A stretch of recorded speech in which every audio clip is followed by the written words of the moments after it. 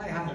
Welcome. I'm David Boris with Chicago Area Peace Action, and I don't want to take up too much time away from these brilliant panelists and moderator, but it's important to kind of understand how we got here, or at least how Kappa wound up here doing this event.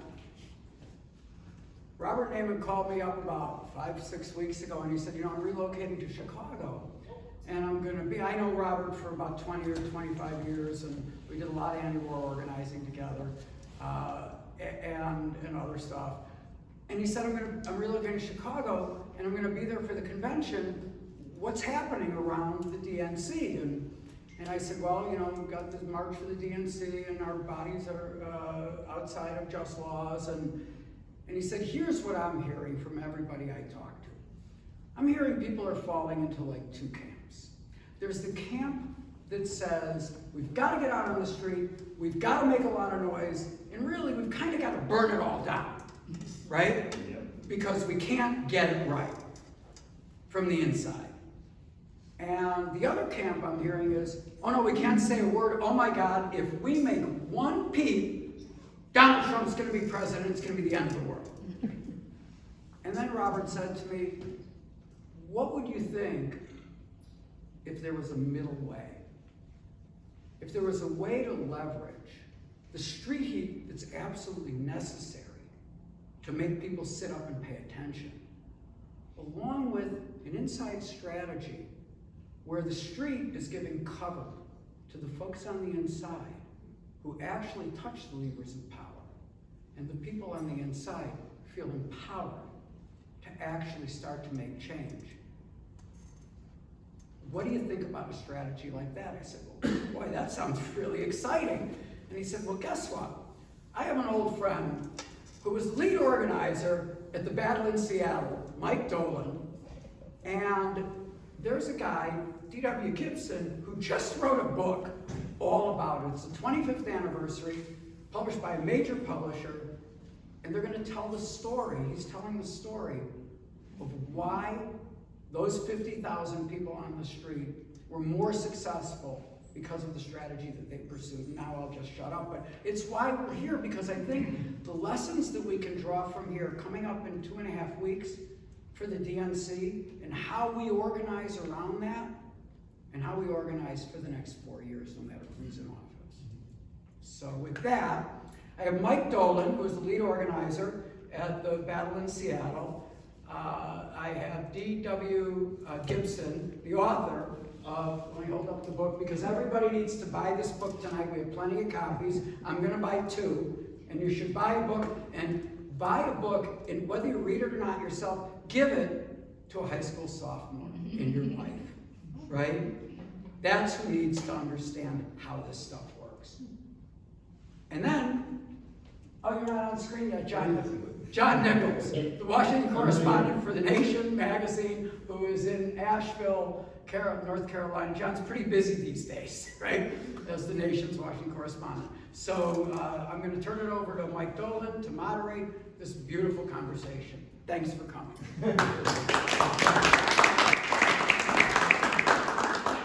I'm an organizer. I'm not a moderator. I've never moderated a damn thing in my whole life. No. All right, but D.W. Gibson is here. John, are you ready to come up on the camera? Because I'm pretty sure D.W.'s first question will be for you. Well, I'm ready. and I can buy you some time because I'd like to. That's enough. Listen up. You're a fucking fraud. You're a fake-ass revolutionary. You platform Susie the Snitch. Sent 15 of my friends in prison. Listen up. You were warned that this person should not be interviewed. This person literally betrayed to the FBI and sent Daniel McGowan to prison and 15 other of my friends to prison. I went to prison because of a snitch, and you are platforming these motherfuckers. There are no you interviewing cops and sheriffs. Fuck that book. The book is an active boycott. Listen, I ain't never seen not one of y'all in the streets of Chicago fighting this shit. Y'all talking about passing this one, we don't bring the motherfucking bucket. And we don't need no liberal reformists. You betray the movement. There is no room for movement traitors in our shit. Okay.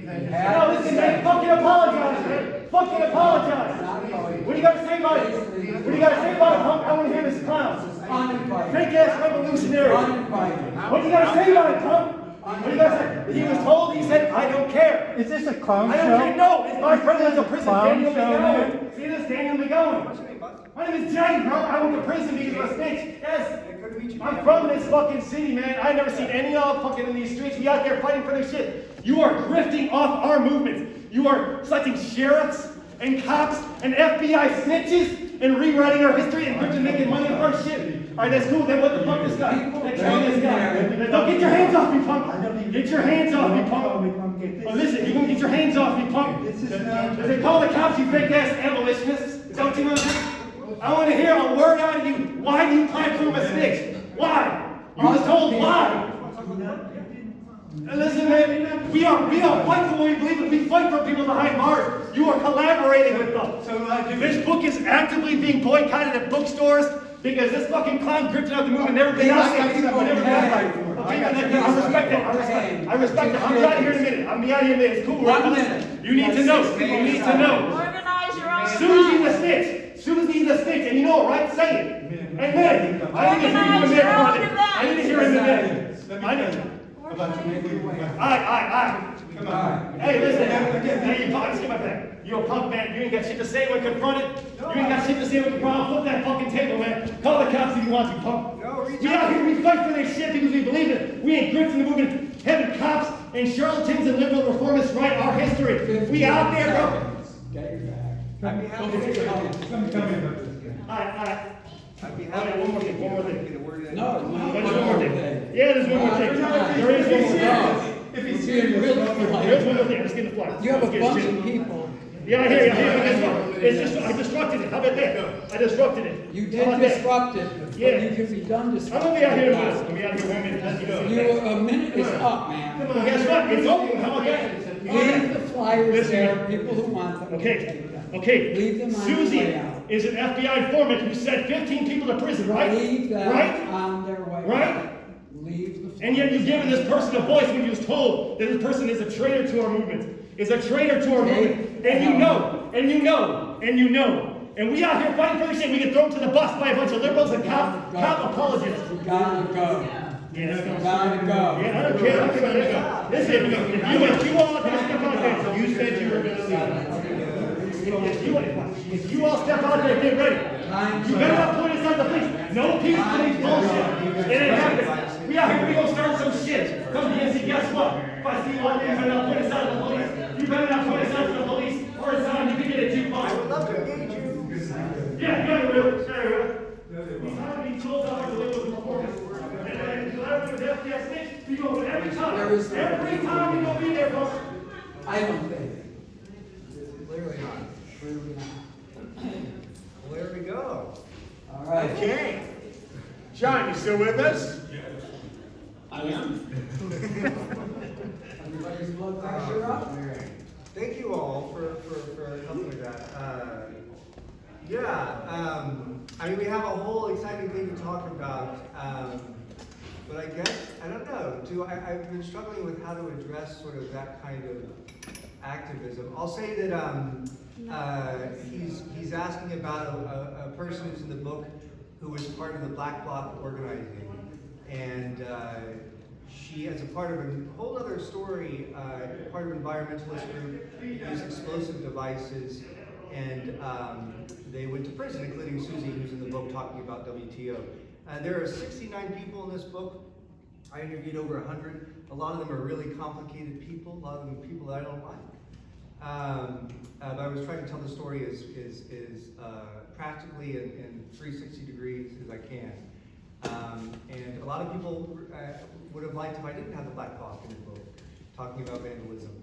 But it was a very important part of the story. I'm not writing anybody's biography, including Suzanne's or Mike's, or Ralph Nader's, or Noam Chomsky. I'm telling the story of the WTO protests in 1999, and that's a conversation I like to have, which I think is important, and I hope to be able to engage that gentleman and other folks that are concerned about other fights to be had. But anyway, I don't want to give all the oxygen in the room to that. I appreciate the sort of solidarity there in terms of keeping things peaceful, and I appreciate you all being here for dialogue, for conversation, for back and forth. So I want to set things up in terms of giving some context for the structure of this book and the story we're here to talk about. WTO 1999 protest. I don't think I can do it any better than to read you just one page from the book. One page which I think sets up the story perfectly. And I want to say, this is an oral history. And as I mentioned, I interviewed over 100 people, including Mike Dolan, including John Nichols. And there would be no book without everyone's willingness to talk to me and their generosity to share their perspective in the story, including Suzanne Savoy, who we were speaking about. And I'm grateful to everyone for giving me their perspective and for giving me their time. I know that's not something small. I was not there in Seattle, and my work on this issue is driven by a curiosity to understand it. I was 21 years old, I was very young. I was just sort of starting to process the world on my own terms, and I remember this as a major event that played out that I didn't have quite any real clear understanding of, and I think I've spent the last 25 years trying to understand it, and in the last couple of years in an intense way working on this book.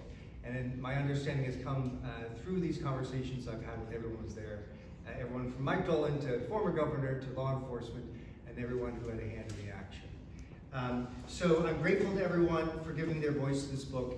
As you'll see, if you look at the book, it's sort of just a chorus of voices that work off of each other and ping pong off of each other. And as you read along, you can keep track of who's talking. I think in some cases that's really helpful. But in another sense, the story just proceeds as it is. So as I read to you one quick page from the book, I'm not going to even name names. I'm just going to read the text, and I think it will set us up perfectly for the conversation. The fight was over the World Trade Organization. The WTO, like many other international organizations, has always been out about the acceptance of reduced sovereignty in the name of common good. Something like, given the problems we all have, I accept that we constrain my country's sovereignty in the name of global benefit. The WTO is there to move power from the local and national level into a set of global rules written by the world's largest corporations at the exclusion of civil society. That raises concerns for a lot of people.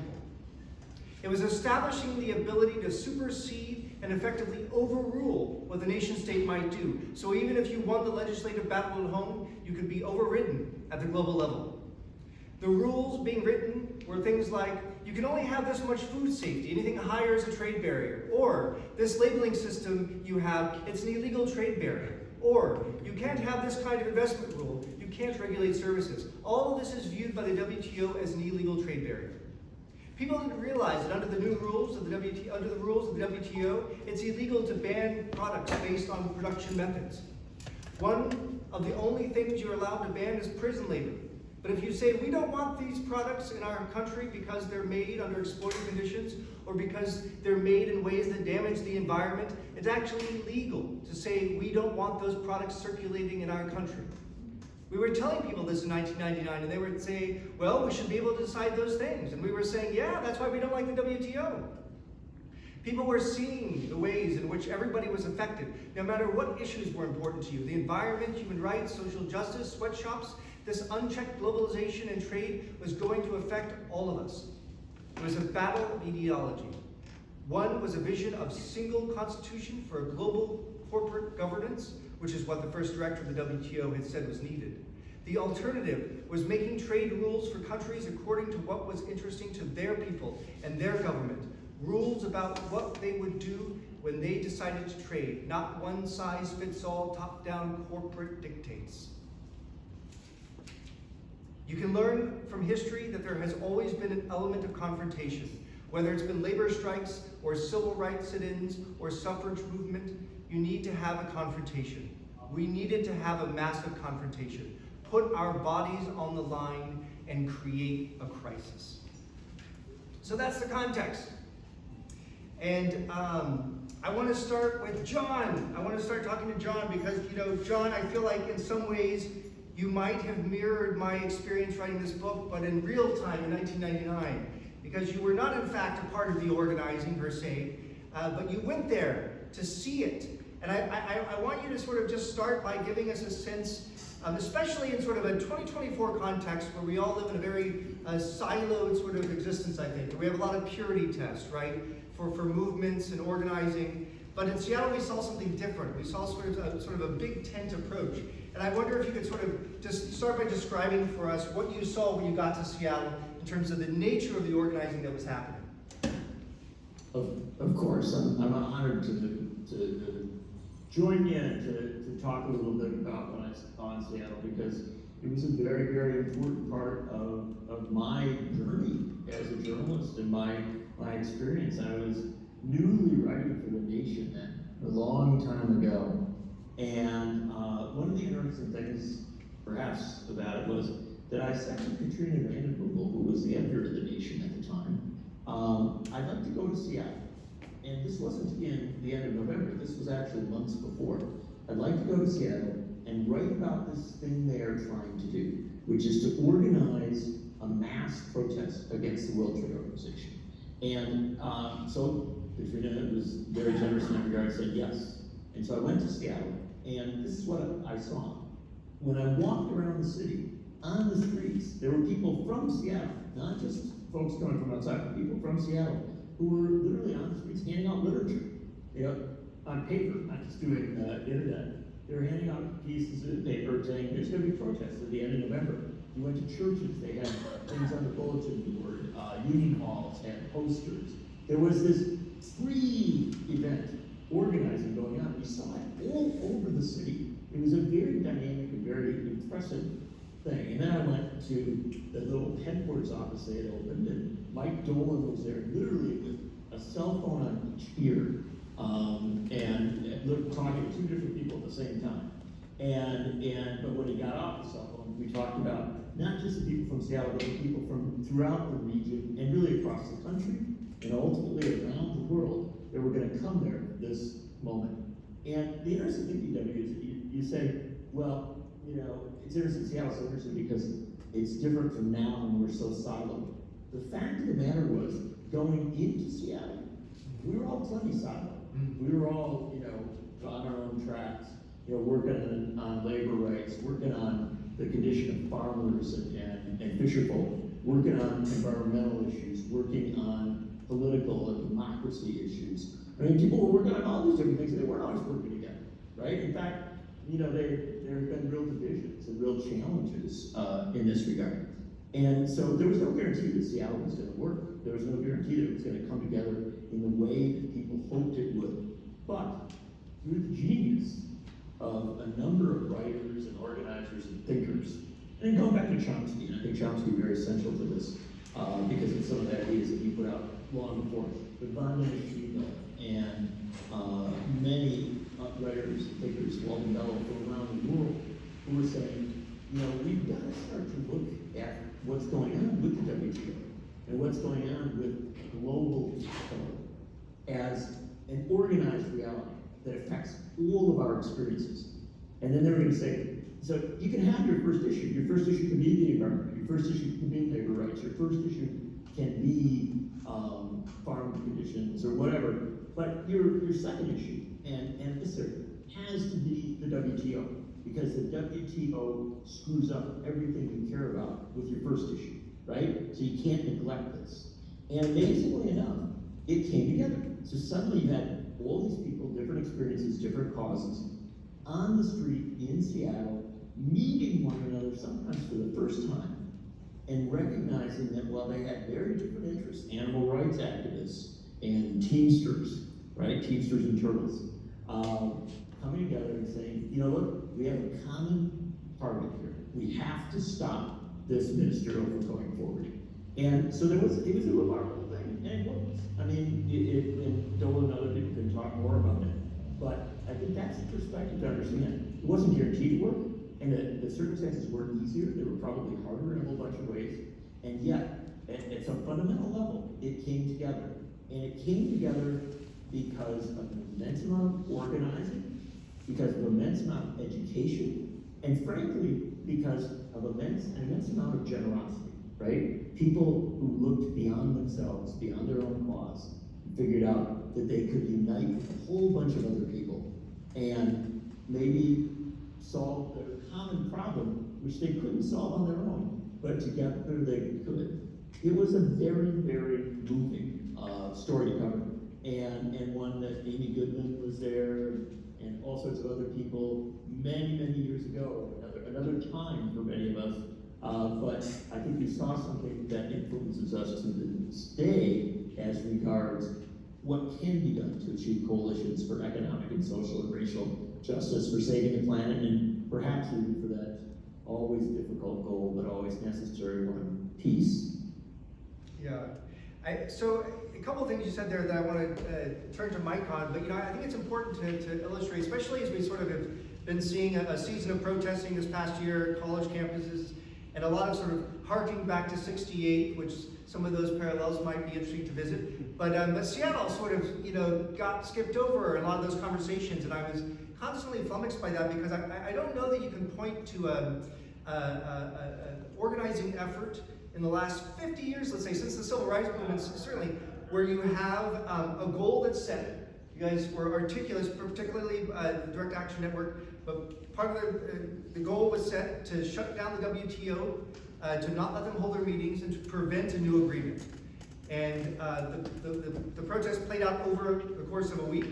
The first day of meetings were shut down, indeed. They were not able to carry out those meetings, and eventually there was no agreement met. So that means, only example I can find in US context on this scale where a goal is set and it's met, right? And I think for that reason alone, it deserves a study. And I wonder, Mike, if you could talk about, so John just broke down these sort of different areas of organizing and these silos that kind of came together, right? Sure. Talk about that model a bit, particularly this split between sort of like grassroots efforts, individualized efforts with what became the Direct Action Network, and more traditional nonprofits that were involved coming from DC. Sure. I mean, of course, I can say a couple of things because John's exactly right. None of us had ever seen anything quite like it. And John's been reporting and following the movement for many years, and I've been participating in it on behalf of several different constituencies. The question you're asking is, how was that big tent so big, and, well, frankly, how big was it? And I'll say this. I came out of an organizing tradition that was pretty much hierarchical, the labor movement, and a lot of the big NGOs in Washington, D.C. and around the country. Those were my constituencies. And then I ran into, in Seattle and on the West Coast, a different organizing tradition altogether that wasn't vertically oriented at all. Rather, it was horizontally oriented. The affinity groups of the Direct Action Network, and you'll meet them in DW's book intimately. It's very interesting in that regard. But I had never seen anything like it. There was at work in Seattle, I can only call it an alchemy. It was really turning something, the cliche, the whole was greater than the sum of its parts. I've never seen that cliche have more real-world activist reality than in the Battle of Seattle. So all the constituencies that DW mentions, the family farmers, the labor, the environment, the consumer groups, the faith-based groups, and not just in terms of their agendas, their policy orientations, but rather their international, reflections. There were people from all over the world reflecting all of those things. It was three-dimensional chess. This is what the WTO was up against when we came to Seattle. And the second thing I'll say, DW, and this is important, shutting down the WTO, that actual 4-hour period when they couldn't get in because of the direct action, because of the affinity groups of the Direct Action Network, chaining themselves at particular intersections, right, with the bike locks and all the rest. I mean, it was technically an incredible thing. I had never seen anything quite like it. That only lasted for about 4 hours. And yes, the WTO was prohibited from getting into their initial meeting. This, DW, was a tactic. The larger strategy was this: make the WTO go home, without which they came forward, namely the launch of a new ministerial conversation, a new round of negotiations, as it's called. That was the strategy. That was the larger goal. Shutting it down and keeping the delegates out for half a day was a tactic. But as equally important was the inside-outside, and that's what brings us to Chicago. I think that's what makes the conversation relevant today. What we accomplished in Seattle would not have been possible had it not been for the emotional cover, the political cover, the media cover that the protests on the outside gave to the delegations on the inside, representing the developing world countries and economies and constituencies who were coming up against the WTO. It's called the Green Room. You'll understand it when you read the book. But coming up against the big countries, the United States, premier among them, and European countries and developed economies who were taking advantage through the neoliberal model, through the institution of the WTO, and taking advantage of those. So you had a whole bunch of delegates in there from the developing world, representing those constituencies of rural farm communities, sweatshop workers, all of it. But once they're inside, unlike previous rounds of the World Trade Organization, in this instance, they had the cover of what was going on the outside. Again, I come back to Chicago. I say to you that here comes the DNC to Chicago, and we don't, it's really, even since we started planning this event, the ground has shifted underneath all of us. Has it not? It has. So suddenly, here we have an opportunity for, on the inside of that convention, for there to be a platform fight. Planks relating to peace and Gaza and the Middle East and all the other issues that bring us together, but in particular around peace. So suddenly, this book, 1 week to change the world, suddenly I'm thinking about it as a present orientation and current reporting. And current reporting, current events. Is the DNC coming to Chicago, and will this be 1 week that could change the world? Could this be a week in which we should all change the world? This book and the lessons from Seattle suddenly have an extra special relevance, a pertinence, a salience to what's going to happen in the streets. Again, that inside and outside orientation, that dynamic, that symbiosis, if you will, is going to be very important, more important than we realized all of a sudden, right, around the issues of peace. So there will be people on the inside of the DNC convention who, like the delegates to the World Trade Organization in 1999, represented a minority and yet morally righteous perspective. How much will they enjoy the emotional, the political, and the media cover of the protests on the outside?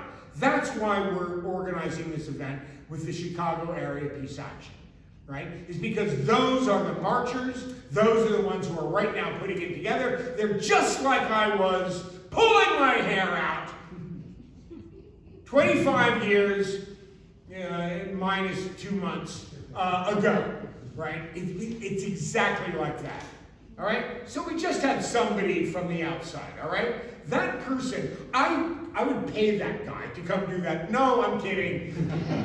In every event. But that is exactly what was going on in Seattle 25 years ago. Who were the reviled reformists? Who were the true radicals putting their bodies on the line? Who's this? Who's that? And I'm saying, come on, get under the tent. Who's the enemy here? And the enemy then was the World Trade Organization, the Bretton Woods institutions, and the institutions of neoliberalism that were externalizing costs all over the world through the trade regime, through unfair labor practices, outsource the environmental, the climate. We didn't even talk about it that way in those days. So I'm asking now, who's the enemy now? Is it D.W. Gibson who comes to Chicago because he wants to tell the story? After talking to us all, to John and me and 100 others about what the Seattle was, to think about the legacies and the lessons of the battle in Seattle and to apply them here today in Chicago in 2024? Is he the enemy? I'm asking you, fella! With your sign, no! Clearly that's not. The enemy is the warmongers, right? The enemy's not us on the inside. This is exactly, that was a piece of history. I'm having PTSD just from that, okay? Right? Because this is what it was like. The Black Bloc versus the Direct Action Network, these environmentalists, the environmental groups who supported the NAFTA versus the environmental groups that didn't support the NAFTA. I was in the midst of all those crossfires 25 years ago today. And I think, if anything, that guy was proof positive that these are exactly the disagreements, the crossfires that we have to avoid in 2024 for the progressive movement and the peace movement to move forward. Was that responsive? That was responsive. That was absolutely responsive. You know, keep me in the present, because I think that's where we have the most valuable sort of discussion to be had. David Solnit, who was a major organizer in this, and probably sort of on the other side of this sort of picture that Mike's painting. You know, Mike's sort of the insider DC guy, right? David Solnit is out there railing against the insider DC guy, right? And he said to me, he said, there were people arguing, a lot of union people arguing, what we want is a seat at the table, right? And David said, no, what we want to do is turn the table over. Right? But they found a way to work together, right? Which is, to me, sort of the most miraculous thing in this diversity of tactics. And I'm going to pivot to John in a minute to talk about media, to get his sort of wheels turning there. But this is something we see play out. We saw it play out in Seattle. We've seen play out in college campuses, and we might see play out in a few weeks here, where the media will go to the biggest, brightest flame, right? The fire, right? The two people having the hottest argument. This guy coming in here to make that argument. Not everyone else here ready to have a discussion, right? That's where the media will go. But so many things play out in Chicago. You had the Black Bloc, which was a small faction of people that were dedicated to vandalism, right? Smashing windows and making their voices heard that way. They were largely ostracized from the organizing, but they were a part of it, right? They were part of the act, right? Diversity of tactics. You had David Solnit building 15-foot high puppets, right? You had people walking on stilts. You had families marching with their kids, right? You had labor leaders marching with rank and file, right? So diversity of tactics, I think, is a really important thing to highlight. And especially in 1999, we're coming upon the internet as an organizing tool for the first time ever, right?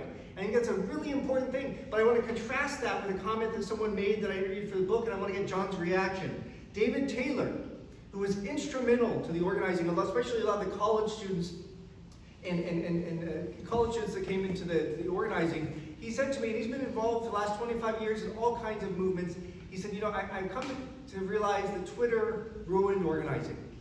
Twitter ruined it, because we were able to get 2,000 events to happen on the same day, but we don't know each other. I met some college students at a campus a few months ago, and they were there. They looked like they were sort of lost as they sort of arrived, and I asked them what they were up to, and they said, well, we're supposed to meet some people we were talking to over Twitter the last few weeks, but we don't know what they look like, right? And so there's this breakdown, right? And John, I wonder if you could talk about that, because I think there was something magical that happened in 1999 where you had this tool, the internet, and you could reach a lot more people, but there was still very much this sort of sense of meeting in the real world and building up community, being in the same room like we are now. And I wonder if from afar, as we capitalize on modern technology to bring your voice into the room, if you could talk about sort of that hybrid and how, the nature of that hybrid and how both of those forms of organizing, both utilizing the internet as a tool and real world organizing is important. Sure. I'm glad to talk about it. And let me just preface with one quick comment about media coverage of movements and media coverage of all of these things that we're talking about today. Our major media by and large has no idea how to cover this stuff, because it just as you can't cover business without doing it on a regular basis, coming back again and again, watching what corporations do or watching what industries do. You can't cover movements without having some sort of long-term interest, right? You can't just tap in one day and say, oh wow, here's what I see, not knowing all the nuance and all the complexity that is behind all of this. And so I think by and large media does a really lousy job of covering movements and a very disempowering job of covering movements. It sends a lot of the wrong signals. So, with that, and I'm talking there about, traditional media, legacy media. So in that regard, the development of all of these additional platforms that will allow us to communicate in all of these fresh and interesting and significant ways, that's good. And so we shouldn't lose sight of the ability to get a lot of information and to communicate in ways that we weren't able to communicate before. Much of the information on the internet is wrong. Much of it is false. That's a huge problem, it's a huge challenge. But if you go to trusted sources, if you go to people that you know, you can actually get a lot more information, and it can be very, very useful. I mean, I follow on the internet and on Twitter and on all these other platforms, I follow developments in France and in Germany and in India and in South Africa on a regular basis. And I, follow, movement groupings, political groupings, and it's very useful. So, don't want to be a tech phobe. I don't want to be somebody who says, toss it all aside. I don't agree with that. I think it can be very useful. However, it's not a replacement for actual organizing, and it's not a replacement for those moments where the movement comes together, as it did in Seattle, as it will in Chicago, as it did, and I'm going to focus in on one example of this, in Madison, Wisconsin in 2011, when we had the Wisconsin Uprising. That was hundreds of thousands of people, bigger crowds actually than were in Seattle, coming out to protest against Scott Walker's assault on labor rights and on public services, public education, community voting rights. And this coalition was very much a Seattle-like coalition come together. And one of the things that's interesting about it is there were people in Madison in 2011, 12 years after Seattle, who had learned lessons from Seattle, right? They brought these things forward. And one of the smart things that they did was not try to differentiate between all parts of the coalition, right? Not to be upset if somebody had different beliefs or different tactics or different approaches, to basically say, if we are all here with the purpose of trying to challenge this very, very bad development, this very, very bad political development, we're going to have as broad and as functional and as caring and as humane a coalition as possible. We're not going to disrespect people who maybe come from different perspectives. That was very powerful. I think that was learned. Something else, the slogans. Literally, the slogan, "This is what democracy looks like," which roots back to Seattle, and I hope I'm getting the derivation right. But many of the messages and the approaches that you saw in Seattle were carried forward to Madison. We're carried forward to Occupy Wall Street. We're carried forward to many of the great voting rights protests we've seen over the last decade, to many of the great Black Lives Matter protests that we've seen over the last decade. Movements learn over time. They learn how to get better at what they do. And again, media doesn't do a very good job of covering it, but history does, and communication does, connection does. So all of that put in the mix, and then go to this core reality. Why Seattle worked, it was a very, very effective intervention. Why Seattle worked was because people did talk to one another. They got to know one another. And they actually sought to protect one another, which was a really fascinating thing. When you had lots of folks with the labor movement, lots of animal rights activists, lots of farm activists and fisher folk who had come from around the world, they didn't, when they got there, necessarily know each other. And they were thrown into this very intense moment, a hothouse, right? With an immense amount of policing, an immense amount of force being used against them. And they had to form connections very quickly, but they did form those connections. It wasn't over the internet in that case. It wasn't via social media. It was at a human level.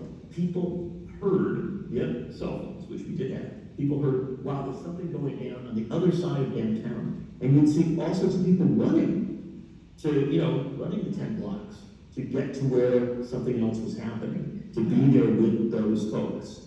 You saw, all sorts of moments where people had the back of folks whose names that they may not have known, but whose connection they recognized, right? They were beginning to get this sense of solidarity. And the great Canadian phrase, love and solidarity. And that's a big deal, right? That you're not just in solidarity for some technical reason. You're there because you actually care about the other people who have joined you in this struggle. And I saw a lot of love and solidarity in Seattle. Yeah, you used the word. It was a pretty amazing thing. Yeah. And very special. You used the words protect and care there, and I remember talking to Lisa Fithian, who was key to the organizing. She said, today's cultures around organizing are a lot about identity. The culture there was very much about care. And it's worth noting that, this sort of connection to the real world, the Direct Action Network had a warehouse they rented downtown Seattle, where you could go for training sessions, to build puppets, to get food, to find a place to sleep. And it was called the Convergence Center. And they really sort of adopted that word convergence as sort of a key part of sort of the thinking and the approach to organizing, and that sense of having a place where you could go and be cared for. And even in some cases, you aptly point out, for people that you don't even necessarily know, but through the organizing that you're doing. And something that came up too, Mike, in a lot of the conversations I had with people, they complained that people were often sort of misunderstanding where they were coming from. They're saying, you don't know what you're for. We know you're anti-globalization, we know that, but we don't know what you're for. And they said over and over again, no. We know what we're for. We're pro-democracy, right? We're pushing back on the levels of control that are diminishing our sense of democracy, our participation in democracy. And Mike, you tell some great stories in the book about meeting with people in various. Can I? Yeah, absolutely. Yeah. I apologize, just because you said something there that I think is so important, and maybe put an exclamation mark on. And Mike will probably talk about this a lot more. And I think we're all remiss in this. We talk often about Seattle as the street heat, right? The action on the streets, the protests, the challenges to this power. One of the things also that's important to understand is throughout Seattle, every day and every night, there were teach-ins going on. They literally had, people in the streets, and then also people in a library or in a union hall doing a teach-in where you would have people talking about animal rights. You would have people talking about food sovereignty. You would have people talking about labor rights. You would have Jose Bobet talking about, farm issues and global farm and fisher folk. And so the interesting thing about it was like a 4-day university combined with a 4-day mobilization. And there were people I know who learned massive amounts in a very short period of time about movements. And they didn't do it by looking it up on Wikipedia. They did it by actually meeting folks who had come from Latin America, who had come from Asia, who had come from France, who had come from Montana, who had come from Pittsburgh. And they were all often in the same room, doing these teach-ins, doing these educational efforts, which I think was part of what made the solidarity deeper and more real, because you would be in a room with someone talking about the issue, and then the next day you'd be out on the street with that same person. And I'll offer, thank you, John, your memory is exactly right. There is a lot of attention, even in your book, DW, more attention paid to the street heat than to the symposia. And John is absolutely right. Of those evenings, even as, the Direct Action Network activists were getting dragged off to jail, we were still having the teach-ins and the debates and the symposia and the workshops and the conversations. The friendly amendment that I will offer, John, is this. We had been doing this for months, right? On campus at the University of Washington. Of course. In the neighborhoods, this had been going on. So it was always part of the fabric of our organizing. I will quote one of my mentors when I've come out of an organizing tradition, John, as you know, through the United Farm Workers. And that's where I was trained up. In the beginning, there was Saul Alinsky. He was from this town. And Saul Alinsky begat a guy named Fred Ross Sr. And he's the man who found Cesar Chavez in the lettuce fields around Delano. And it was Fred Ross Sr. who then trained Marshall Gans, who trained me, and well, anyway, there's this pedigree. But so Fred Ross Sr. once said this, and it's among his axioms for organizing. I leave it for your consideration. We educate the people in order to organize them. We don't organize the people in order to educate them. And that was the process, John, that you speak of. We spent a whole year. The WTO is not an everyday kitchen table. Well, hey, so what's going on with the WTO over there in Geneva? That was not right. We had to spend a lot of time. In the room right now is Bob Naiman, who helped us as the research director for the Global Trade Watch, doing that hard work to make the issues sensible at the grassroots level. And that was an aspect that was going on all year long. But John's absolutely right. A lot of what happened in Seattle, that tactic that I mentioned a minute ago, where they actually shut it down for some hours, was, as I was going in, I thought peripheral to what we were doing at an educational level in terms of, getting the speakers and the scholars and the activists from all over the world talking to us in Seattle. I thought that was the main thing. I thought that's really where the action is. Obviously not. The action was in the street. So we all came away with the enormous lesson of what the symbiosis of inside and outside and the diversity of tactics, the importance of the education, right, at a grassroots level. All these were elements. Indeed, the whole was greater than the sum of its parts. We forget the educational element. Thank you, John, for remembering this. At our peril. It was truly a big aspect of what we were doing.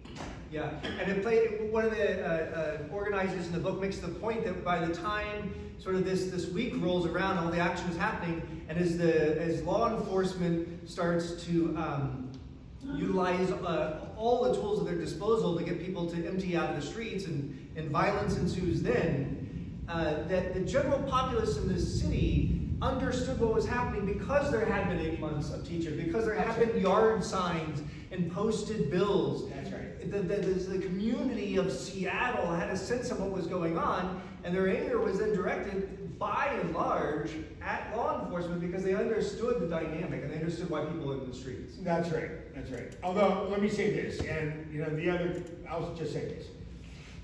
The enemy was never the cops, right? And in subsequent demonstrations and protests and mobilizations, whether it was against the FTAA in Miami or the, what's that called, the World Economic Forum, those dicks, when they came to New York City, or any of them, the enemy was never the police who were put in between us. Right? And reminding them, even as we went into the Republican and the Democratic conventions of 2000, where globalization was a hot issue because of what had happened in '99, right? It was important that our t-shirts and our signs didn't make, the police line into the piggies, right? It wasn't about that, right? These folks, these men and women, these brothers and sisters, they're in a union. It's the police union. Right? They've never been the enemy. In our case, it was trying to, and this is where the educational piece came in, let's define who the enemy is. It's the institutions of neoliberalism and the big fat cat corporations, investment elites who are driving that agenda. Right? And so that was important. And as we come to Chicago in 2024, I think it's a lesson that is worth remembering from Seattle, and you interviewed a lot of the police, right? They admitted their mistakes. And some of those police, including Norm Stamper, who was the head of the police department of Seattle at that time, he had genuine sympathy for our values. But he had a job to do, which was to keep the streets safe. Where that confrontation happened was unfortunate. I got tear gassed. I didn't go to jail, but you know, it was an unfortunate confrontation. But the important thing is to remember who is the enemy. Yeah, and I think it's important because there's so much that I think Seattle teaches us about policing and the militarization of police departments. But on the other, that sort of it is its own story, right? It's not the central story, and when we get caught up in that, we miss the central story, which is why people in the streets. And you touch on it here, but take that thought a little bit farther, Mike, in terms of that focal shift, because you tell a great story in the book about sort of meeting with some Ross Perot fanatics, you know, for pie and at Denny's. And sort of this small focal shift, take that thought a little bit further, if you will, to talk about that focal shift you talked about. And John Nichols knows about this dynamic as well. I'll say this, and this is really topical. You know, I'm a retired Teamster, right? I was 12 years on the Hill with the Teamsters Union, and my guy, the current president of the Teamsters Union, addressed the other guys a couple of weeks ago, went to the RNC and addressed them, all right? I've dealt in my organizing against corporate rule across a wide ideological range. I admit this, I understand it. It's that fighting against free trade, indeed against NAFTA, involved that cat Ross Perot. You remember that guy? You remember that guy? All right? The Perotistas, United We Stand in America, the Reform Party. I told the anecdote in the book. Read the book. Buy the book! Read the book. I will tell you. I told the story about sitting down as I was organizing folks to come to Seattle to be a part of this fight. Across ideological and partisan lines, I sat down and I had some pie in a Denny's outside of Phoenix with some of the United We Stand America folks, the old Perotistas. They knew me from the fight against NAFTA expansion and fast track, a fight that we had had the previous year, the previous couple of years. This was the amazing thing, and here's the focal shift. The focal shift is this. When you're talking to one of those guys over pie at a Denny's, and their argument is, we gotta fight big government.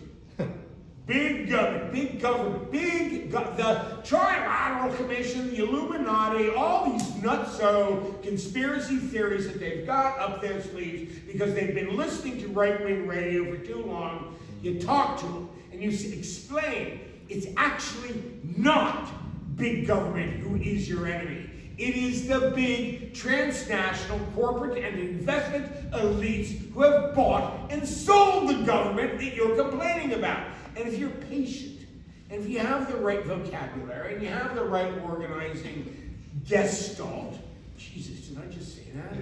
Yeah. All right, okay. Eventually, the scales fall off their eyes, and they realize that the true enemy isn't the government, this or that, Clinton or anybody. It's transnational corporate rule. And once you're there, then you can start to talk about the values that you share. And the values that you share may be local. They may involve local sustainability, labor, consumer, environmental, family, farm orientations, where actually the conspiracy theories writ large no longer have relevance. And you can bring them to Seattle, and you can bring them to the fight. And you can get them in the same room with progressives and all those constituencies that I mentioned. That's the anecdotage that DW mentions. And it is part of the same orientation where we don't see the cops as the enemy, but again, what's behind the cop line, that's where the trouble is. That's where the enemy is. Yeah, and John, I throw it over to you and for one sort of more prompt, and maybe we can open it up to our audience here if there are questions. But I wonder if you have any reaction to what Mike just said, and also I want you to maybe touch on something that you told me in the book. You know, Mike sort of described this horizontal organizing tradition that was a big part of Seattle, and that indeed played a big part, but you had an interesting take on it. You said to me, you know, when a movement describes itself as leaderless, what that really means is there are just a lot of leaders. And I wonder if you could sort of maybe talk about that idea a little bit more in the context of Chicago, in the context of 2024, and in the context of sort of empowering people to find their place in organizing. Yeah, I think that's it's a good question, and yeah, obviously it does go back to something I observed in Seattle, something I also observed in Madison in 2011 with the Wisconsin Uprising, something I expect to observe in Chicago, and interestingly enough, something I've observed in some of the most successful insurgent presidential campaigns. And that is this, that if you have a set of shared values, and if you have a shared goal, and if you communicate those values and that goal effectively, then there comes a point where you say, no matter who you are, as somebody communicating about all this, go and do it, right? I'm going to trust you to get out there and organize someplace and pull something together. And it is sort of recognizing that, yeah, sometimes in the initial communication, there's a bit of a top-down thing. Often before that, there's a bottom-up thing that communicates to the top about what has to be addressed. But the bottom line is, movements that succeed ultimately put a lot of trust in the people who support those movements. And so one of the reasons Bernie Sanders' presidential campaign did so well in 2016 was because people would call the headquarters in Vermont from Utah, and they'd say, when are you going to come out here, send organizers out here? When are you going to send the literature out here and do that stuff like that? Somebody in Vermont would say, we're trying, we're overwhelmed. If you want to do it, do it. Open the headquarters. Print your own literature. It's okay. You don't have to wait for someone here to tell you how to do it. And that's one of the reasons why in 2016, the Democratic Party leadership was blown away and shocked that Sanders was showing strength all over the country. It wasn't because Sanders had this perfectly organized campaign and strategy that had begun, 10 years before. It was because as the Sanders campaign took off, they said to the people, go for it, do it, take this movement forward.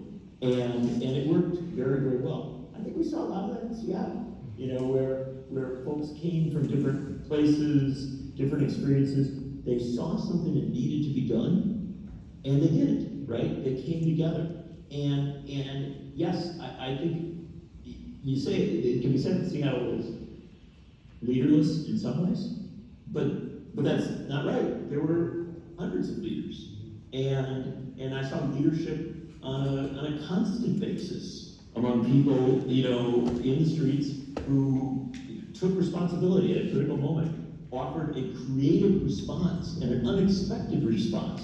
One of the things that happened in Seattle was the police crackdown was so over the top. It wasn't just police, it was also the other policing agencies. But it was so over the top, it was so absurd in the initial stages that people in Seattle, in the neighborhoods around downtown, became incensed. What they saw to them was wrong, and they knew it was wrong. And suddenly you started to see the protests being joined by people from the neighborhoods, right? Who said, I'm going to be a part of this because I don't like what's happening in Seattle. And that really tipped the balance in a lot of ways. I think the same thing, I again saw very similar in Madison, I've seen very similar in other settings. And it is a model for organizing that puts its faith in the people who make up the movement. And that's very, very hard for a lot of folks who are used to being in leadership, right? Who are used to, calling the shots and telling everybody how to do things. Sometimes they have to back off, and when they do, sometimes they see amazing, frankly, very beautiful results. Yeah, and I think that redounds to what you said earlier about communication and education. People in the neighborhoods who saw what was happening, they understood the dynamics because of all the work that had been done with the teach-ins and all of that. And I think there's an opportunity to look at this in terms of scale, right? Mike describes people having, being leaders in different ways and being empowered to take on a task. And I certainly that's sort of something that can be adopted in Chicago in the coming weeks on a sort of block by block, neighborhood by neighborhood approach as well, right? Questions, thoughts, comments? Yes. So, Seattle had a very clear goal. Yeah. And it was an easy one. Shut down the WTO. Don't let it happen. Don't let negotiations move forward. Let's block this thing. Yeah. And everyone could make that as their first goal, Yeah. no matter what their second priority was. Right. At the Democratic National Convention, what's the goal? And if you're talking about lots of different planks in the platform, that's pretty multifaceted. It's not a single goal. And, looking at the list here of people who are going to participate, I mean, Democrats are already strong on women's right to choose, on abortion. They're pretty strong on LGBTQ. They're not strong on Palestine. They are really messed up on Palestine. And so how does that merge into a single goal that's where people can mobilize and be effective around that? What do you see as the goal? Yeah, I mean, I think it taps. I don't know. I'd be curious to get Mike and John's answer to that, so I'll yield to them in a minute. But I'll say I don't know if there is a single goal in this case. I think it's important that whatever tactics are employed and objectives are recognized, that they should have practical outcomes. Practical outcomes in as much as possible. And I know, Mike, you've talked about sort of platform influence, and this really taps into that inside-outside strategy. Does sort of maybe articulate some of those thoughts as it relates to this specific question? After 1999, going into 2000, and the Democratic Convention of 2000, which I think was in Los Angeles that year, John Nichols talked me into organizing. I swear to God, this totally happened. He said, I've got a great idea, Mike, why don't you try to organize a platform fight at the 2000 convention around fair trade, a fair trade plank. And then this is extraneous, but I think kind of telling. So I went to Tom Hayden, who was with us in Seattle. He was also here in Chicago in 1968. And he joined me. And Tom and I went to, at John Nichols' urging, thanks again, John. And I think, I'm going to challenge this story a little bit. okay, all right. So I know that there were going to the. That I said was a good idea. It was your idea, John. I was like, hey, move on. So we went. And Tom Hayden and I we went to a couple of the platform committee meetings, all right? There was one in Cleveland and then platform committee meetings. And we urged, with some of our union brothers and sisters who were already delegates, who were on that committee, to adopt a fair trade plank for the platform that opposed fast-track trade negotiating authority, NAFTA expansion, WTO, these things. They were the basic right. So that's what we did, right? That was the inside game, right? The outside game were the protests that we were working around, coming out of the energy of Seattle, to fight for fair trade and against NAFTA, because at this point the Democratic Party had been pretty much taken over by the Clinton neoliberal orientation, all right? To answer the question, this is the question that's before us right now. How narrow can you go and still call it a worthy goal? I say you can go narrow. You can say, this is the language that we want in the platform, and we are on the outside now. There are all these narrow participants in this. So how do you come together for a single goal, or is everybody going to be on their own? No. If they're on this flyer, and they're for peace in Gaza, and they want a resolution that is peace orientation, if they're about peace, whatever else their other issues, LGBTQ or whatever else, okay, they're on this flyer because they're agreed that issue is important. So the number one focus here is Palestine and all the different organizations. I think that are yes. around on that. I think yes. Okay, that's the clarification I was looking for. Sure, so that's right. So one platform plank. What does it say? I don't know. You know. What does it Yeah, say? it's stand with Palestine and U.S. aid to Israel. That says our main demand will be this. All right, that's our main demand. Does that mean two-state solution? Does that mean immediate ceasefire? I don't know the details. I think end U.S. aid to Israel based on how they see that particular aspect. All right, but we want that coming out of the DNC, out of the convention. We want a clear voice that the Democratic Party stands for peace in Gaza and in Palestine, and an end immediately to the genocide with an immediate ceasefire. Okay, that's clear. Is that much work? Okay, okay? Now, are you an organization that endorses that, even though your other issues may include choice, privacy, LGBTQ, labor, anything else? Whatever. Are you down with that? Then you're on our flyer, you're in our march, you're in our protest, you're in our demonstration, and you're giving voice and comfort to the delegates on the inside who are demanding just that. Got it. And this is the necessary pressure for the Democratic Party, right? Because we can point to all kinds of fantastic things that have happened domestically, but it's this continuity between both parties of how we ravage the world, right? In terms of how we interact with the world. And so that's the space, I think, specifically in a DNC environment to put attention and energy. John, do you have anything to add to that take? Yeah, I'll throw one thing in, and I do, and then I'm very, very apologetic because I'm coming up against my demand to do another meeting, Yes. which is just the nature. We're having this very good conversation in the midst of an incredible transition in our country. The President of the United States standing down, someone else coming up as the Democratic nominee, and that's what I do for a living. I cover that. But I will close off by saying that influencing a political party is a very hard thing to do.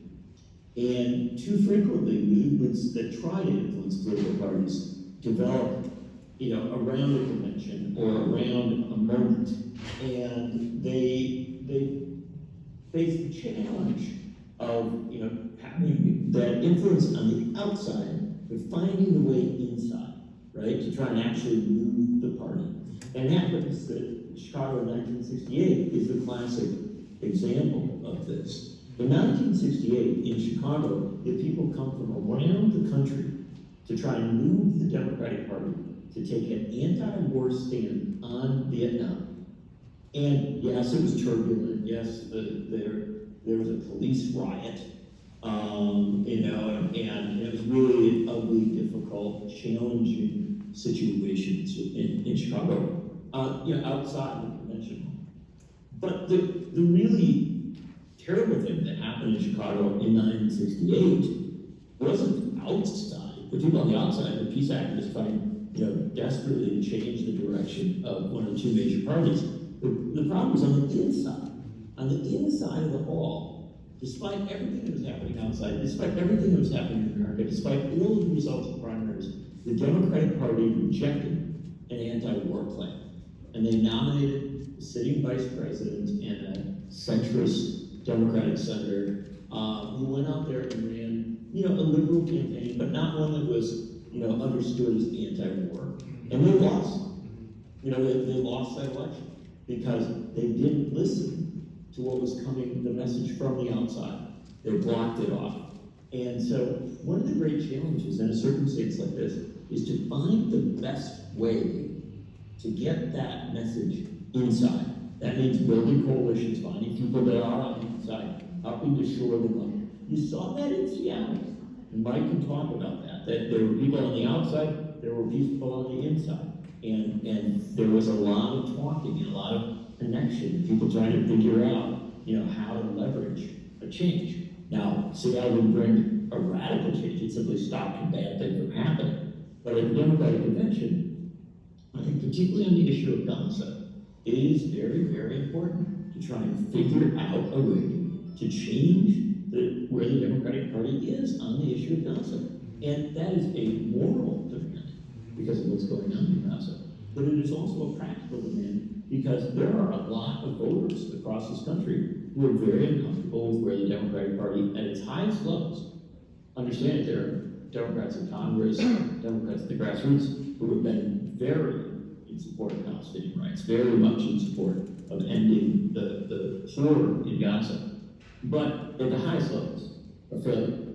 And so there's something real that's going to happen here. And I often say, study history, right? Look at what was attempted in '68. Try to figure out there's a way to achieve something, that gets the Democratic Party on the right track.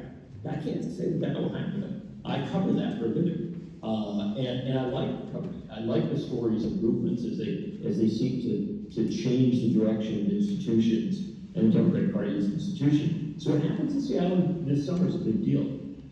It isn't just a big deal for the moment, right? The confrontations, etc. It's also a big deal for the 2024 election. Yeah. And people should think about it in that perspective. And with that, I will thank folks for inviting me to come and speak tonight, and apologize profusely for having to leave a little bit early, but encourage this continued discussion. Thank you, John, appreciate it very Thank you, much. John. Thank you. Thank you.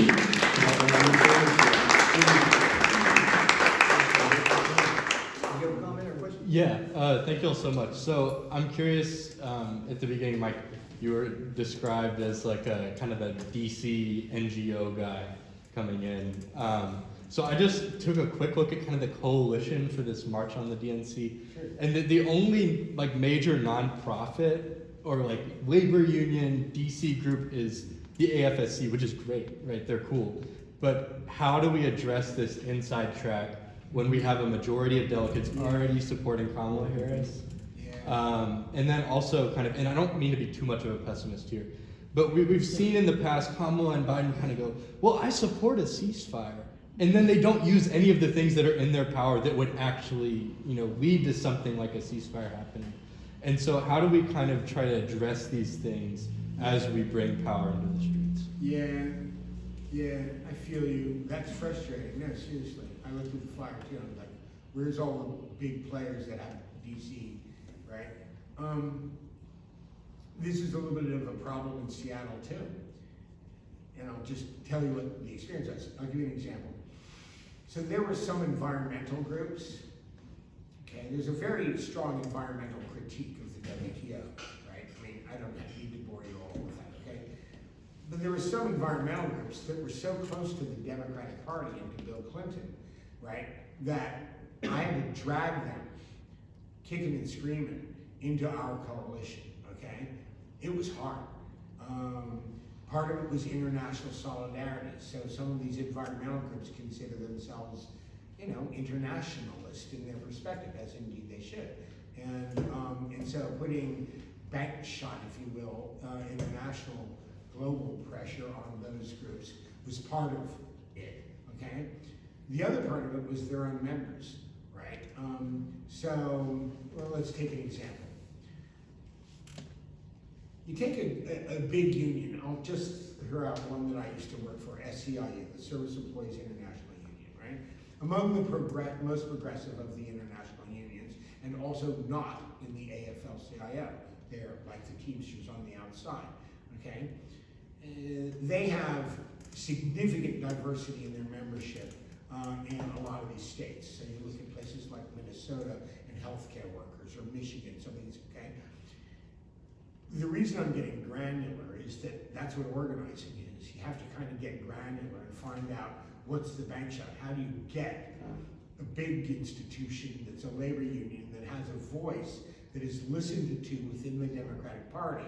How do you move them, right? So you're moving small pieces that move little larger pieces, that move little larger pieces, that move little larger pieces. And it's just organizing. It's not rocket surgery, I swear to God. It's just organizing, and it happens incrementally and daily, and that's how it works. That's not a really good answer. I wish I could give you the secret sauce elixir, but Bob has that. A connecting thread is, labor is key to moving the Democratic Party. And My point. we've just been discussing that there's a big development happened in the last 24 hours, whatever it was, that David is showing the Huffington Post article. 7 labor unions wrote to Biden saying, we want to see a cutoff of military aid to Israel tied to ceasefire. That is, the article didn't say this, I don't think, but clearly the timing of that is extremely fortuitous for pressuring Kamala Harris, if she's the presumptive nominee, and putting pressure on the 2024 Democratic platform. Because all of those unions have people in the DNC. And in 2016, there was a platform fight over the TPP. The Trans-Pacific. The Trans-Pacific Partnership, which I was involved in. And key to that was the Clinton delegates, who were labor, supported the anti-TPP plank. So even though the majority of delegates were Clinton delegates, it was also the case that the majority of delegates were anti-TPP. So in this case, if the labor unions that signed that letter, some of them are quite large, use their pull inside the Democratic Party, that's going to help the people pushing for that platform line. One of the unions was the NEA. That is a huge union. Yes, it is. The National Education Association. Teachers, coast to coast. That's a huge union in the Democratic Party. With big voices. And so I think it's also too about plugging in, and all of these unions have presence here in Chicago, right? So, I think about someone in the book, Ron Judd, who was the AFL-CIO guy in Seattle, right? He was so instrumental. But I think there are ways to it might sort of feel ephemeral to plug into sort of these big unions based in DC, but they have boots on the ground here. They have people here that can be engaged in the organizing that happens in the next 3 or 4 weeks. Find out what they're doing, what their plan of attack is, and engaging them as much as possible. Absolutely, yeah.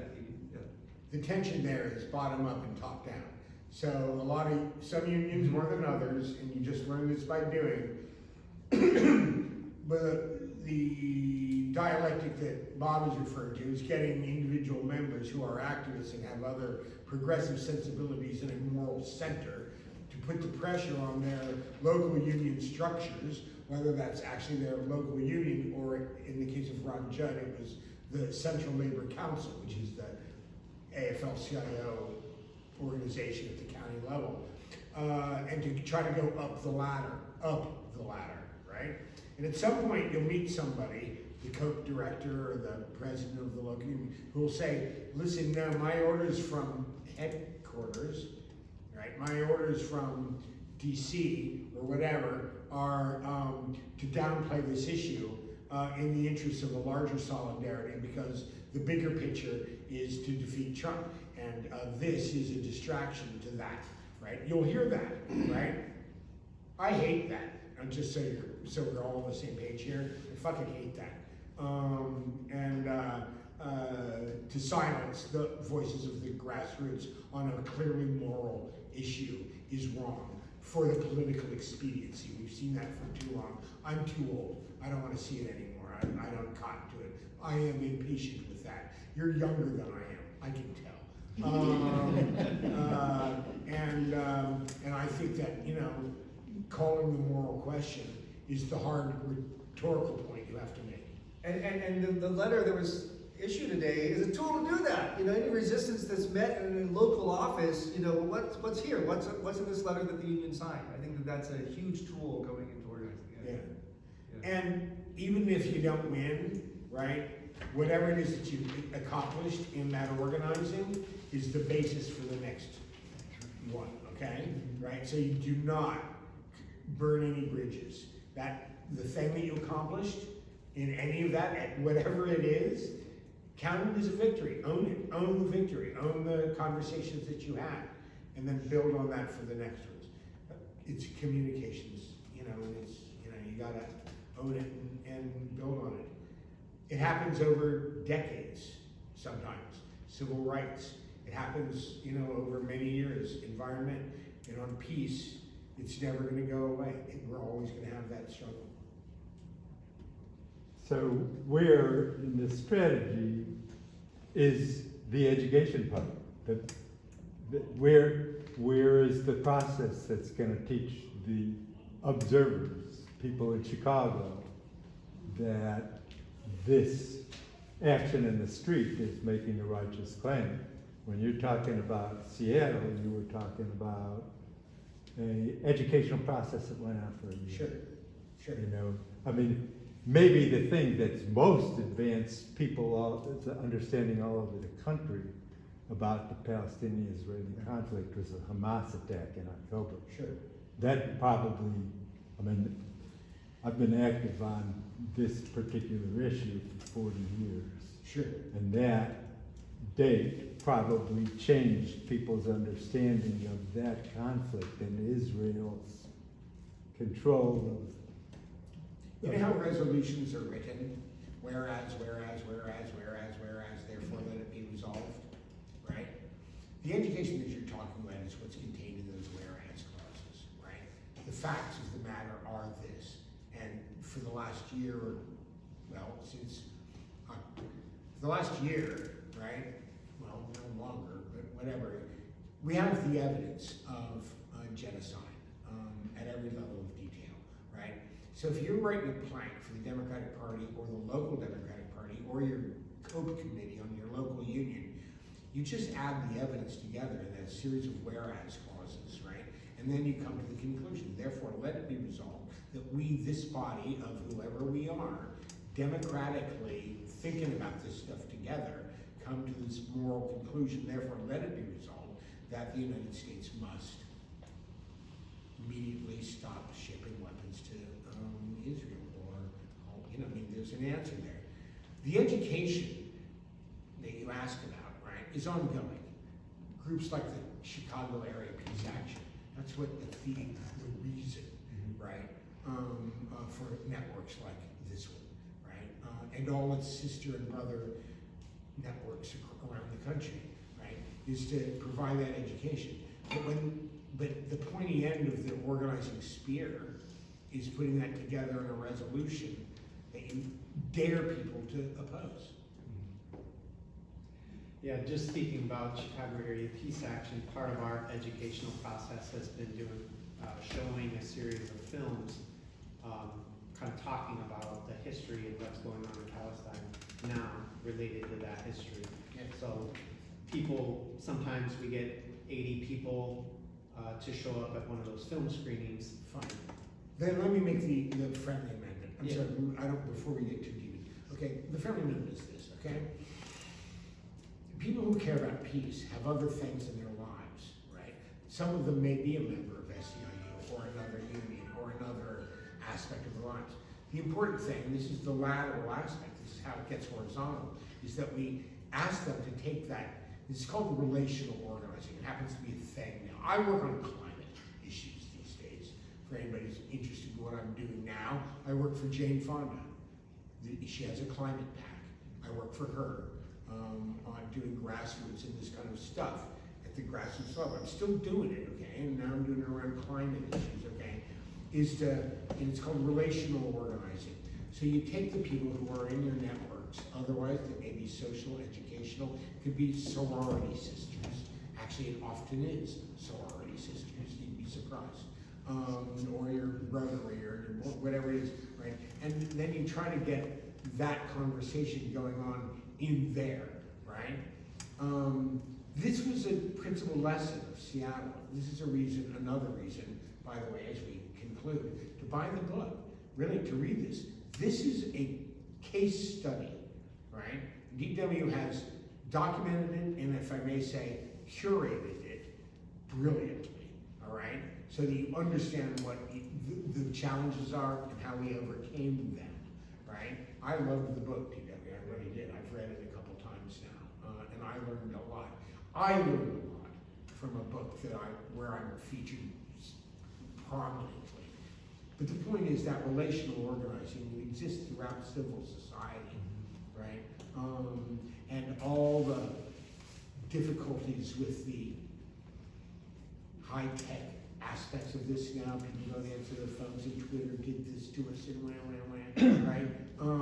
There's no substitute for genuine grassroots, person-to-person organizing. This is what we learned through the United Farm Workers and the House meetings and the mobilizations. It's incremental, it's day by day.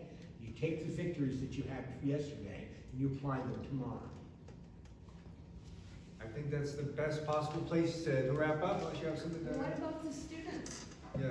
Who's gonna round up all these wonderful students who did such a fabulous job in our country? Yeah, I was just gonna tack on, I think it's, and Mike was sort of glancing this, but like, I think you tap into existing civil society, tap into existing social fabric, right? So this includes student bodies, student organizing, involves churches, involves community gardens, for crying out loud. And I don't mean that lightly, like an actual physical space to meet that's safe for people to come into.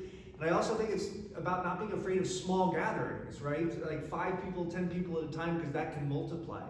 But yeah, tapping into students, and I hope students have been involved in the organizing. I assume they have been in a wild way, because they're going to be a really big and important part of it. Correct. Yeah, yeah. Hope so. Yeah, we're definitely not leaving the students out. In fact, I can't imagine a social justice movement without them. Yeah. Right. Right? Yes. Okay. Well, let me thank everybody for coming. And when I had mentioned buy a couple copies of the book, so you can give one to a high school sophomore, buy 3, so you can give one to a college junior also. No, seriously, if we're gonna move this thing forward, and it's just a remarkable moment right now. No, there was no energy. That Joe was too old, and how are we gonna put pressure on that, and we're all in despair because a pathological liar is gonna destroy our democracy. It's all turned on its head in 48 hours. So now we have to get serious, right? Now, and we only have 3 weeks until that convention. This space, I think, is going to be made available to us, both during the convention and maybe prior to the convention. We can probably show where olive trees weep in this space a week from tonight, possibly, right? We'll talk about it at Kappa. You guys stay tuned, but put your lives on hold for a couple of months, or put your lives on hold until after November. No, I'm serious about that. I remember in 2008 when we all drove up to Wisconsin every fucking weekend.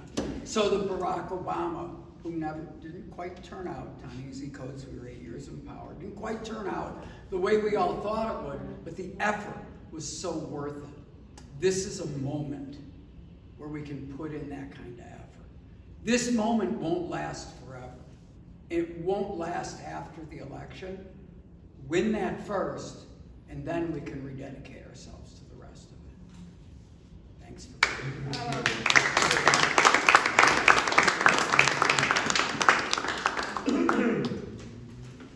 Yeah, so are books still for sale I'm out gonna there? buy 2 right now. Are there still books for sale? Oh, great.